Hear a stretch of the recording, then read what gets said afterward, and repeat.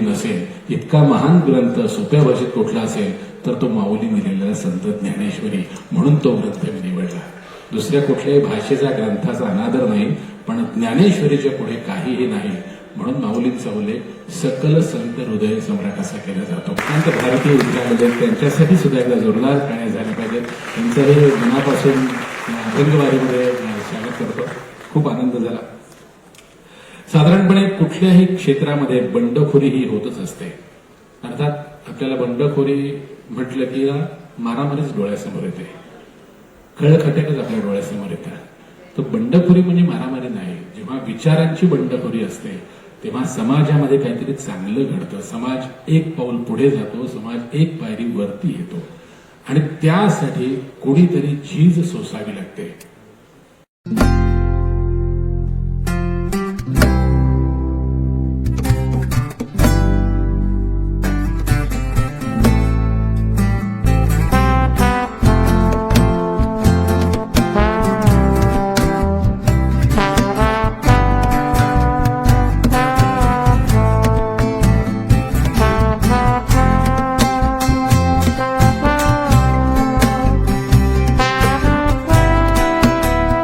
म्हणजे आपण सगळं समाधी अवस्थेमध्ये जाऊ, वेगळी योगक्रिया करायची गरज नाहीये. प्रत्येकाची आनंदाची कल्पना वेगळी. आमच्या जगद्गुरु तुकोबारायांची आनंदाची कल्पना ही वेगळी आहे. विठ्ठलमय होणे याच्या पलीकडे त्यांना दुसरा कुठलाही आनंद नाही. विठ्ठलमय झाल्यावर आईलं तीर काय आणि पहिलं तीर काय, मुळात तीरच शिल्लक राहत नाही, कारण ते विठ्ठलमय झालेले आहेत. म्हणून त्या कदाचित भावनेतून एक काय म्हणूया आपण अभंग झाला असेल.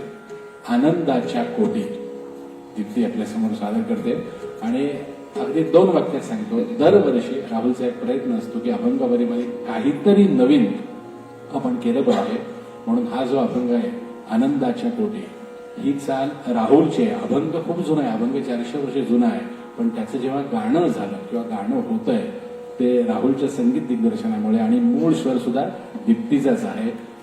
जुना अभंग शब्द रूपात पण संगीत रूपात तुमच्या समोर पहिल्यांदा सादर होतो. आनंदाच्या कोटी.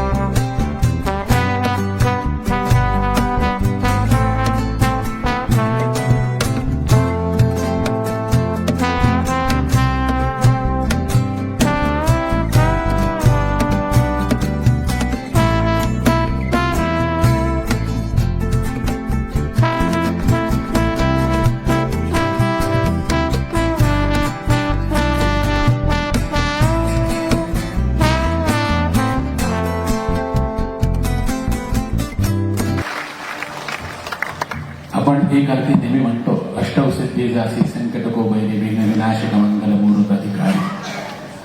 अष्टौ सिद्धी आपल्याकडे ज्या 8 सिद्धी आहेत, म्हणजे अणिमा, महिमा, गरिमा, लखिमा, योग साधनेच्या एका विशिष्ट टप्प्यावर आपण जेव्हा पोहोचतो तेव्हा या 8 सिद्धी आपल्याला प्राप्त होतात. आपण काही त्या योग्यतेचे आत्ता नाही, पण पुलंनी एका ठिकाणी असं लिहिलंय की आपण मराठी माणसं इतकी भाग्यवान आहोत की आयुष्यात एकही सूर्यनमस्कार घातला नसेल, एकदाही प्राणायाम केलं नसेल, किंवा एकदाही काहीतरी साधनेला आपण बसले नसो, तरी आपल्याला 9वी सिद्धी प्राप्त झाली. ती सिद्धी म्हणजे गदिमा.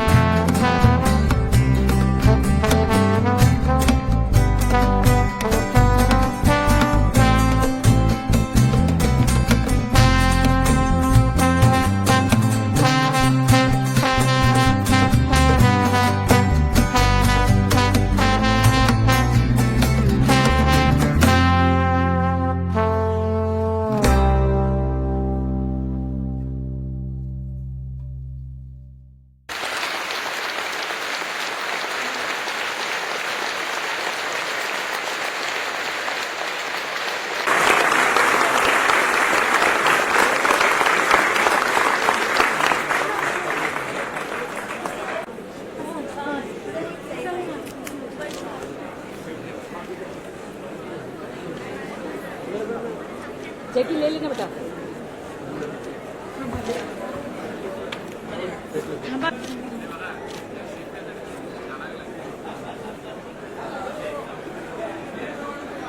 पनवेलला कधी राहून द्या।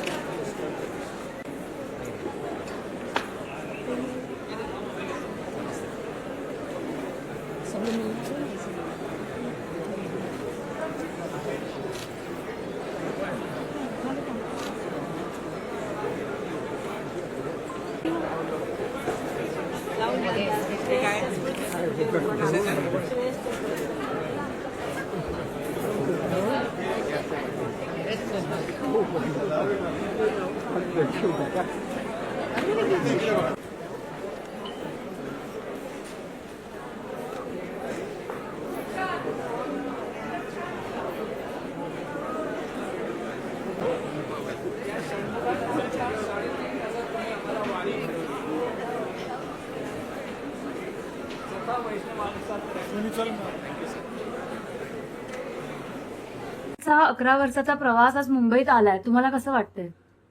मला सगळ्याच ऑडियन्स माझा स्पेशल असतो. सगळेच श्रोते अतिशय मनापासून प्रेमाने येतात. पण दोन अशी ठिकाणं आहेत जिकडे कस लागतो खऱ्या अर्थाने. ती म्हणजे पुणे आणि दुसरं म्हणजे मुंबई. आणि आजचा शो पूर्णपणे हाऊसफुल झालाय, सोल्ड आउट झालाय. तर रसिकांचं एवढं भरभरून प्रेम मिळतं, त्यांच्यासमोर पूर्ण रित व्हायला अतिशय मनापासून आनंद होतो. अभंगवारी म्हटलं की राहुल देशपांडे आणि त्यांची अभंगवारी आठवते, ही जबाबदारी तुम्हाला कशी वाटते? म्हणजे किती मला असं वाटतं की जे काही मी करतो, मग ऍक्टिंग असेल किंवा संगीत दिग्दर्शन असेल, प्लेबॅक असेल किंवा कॉन्सर्ट्स असतील, तिथे पूर्ण अतिशय जबाबदारीने मी गातो. आणि मला असं वाटतं की माझ्या आजोबांचं एवढं मोठं नाव आहे, त्यांच्या नावाला कुठेही डाग लागू नये अशाच पद्धतीने मी आत्तापर्यंत गात आलेलो आहे. त्याच्यामुळे जबाबदारी आहेच मला. आज मुंबईचा आपला अभंगवारी शो हाऊसफुल आहे. मुंबईच्या श्रोतांसाठी कोणते स्पेशल अभंग तुम्ही ठरवलेलं आहे? तो आता मी गाईन, कारण मला आत्ता नाही गायचा तो, पण मी नक्की गाईन. थँक्यू.